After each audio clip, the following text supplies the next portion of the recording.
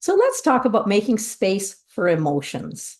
Emotions are typically considered good or bad or positive or negative, but it's healthier to consider them as pleasant or unpleasant, or even, I prefer, contracting or expanding. Contracting emotions are those that make us pull inward and hide from the world. Emotions such as anger, disgust, fear, sadness, hopelessness, or even shame. They make our world feel smaller and lonelier.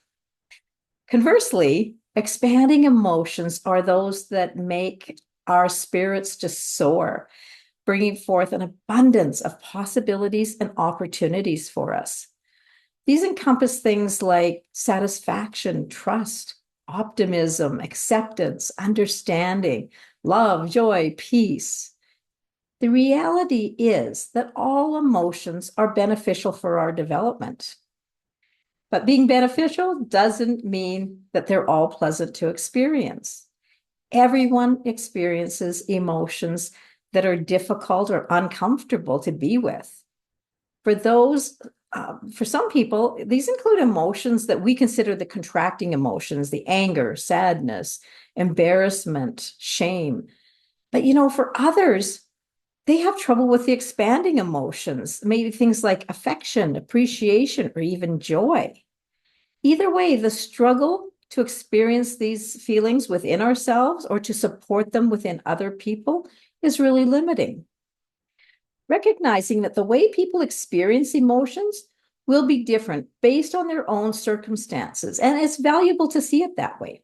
For this reason, we encourage you to embrace all emotions as data from which you can experience, learn, and benefit. Psychologist Susan David states that how we deal with our emotions shapes everything: our actions, our careers, our relationships, our health and happiness. She talks about a tyranny of happiness, where she challenges a culture that prizes positivity over emotional truth. I can't tell you how many times I've had very well-meaning people challenge me when I spoke of being frustrated or just downright angry about something. Anytime I brought up an emotion that they considered negative, they corrected me. My statements were not acceptable, even though they were my emotional truth at the time. This is an example of the tyranny of happiness. Now, in a study of over 70,000 people, Dr. David found that a third of us judge ourselves for having negative emotions. She suggests that being positive is now used as a form of moral correctness. We're actually conditioned to minimize and bottle up the feelings of pain, sadness, anger, shame, those contracting emotions. Just brooding and bottling up or forced positivity are all rigid responses. Scientific research suggests that emotions pushed aside or ignored will grow stronger. It's called amplification. What is internalized will eventually be externalized.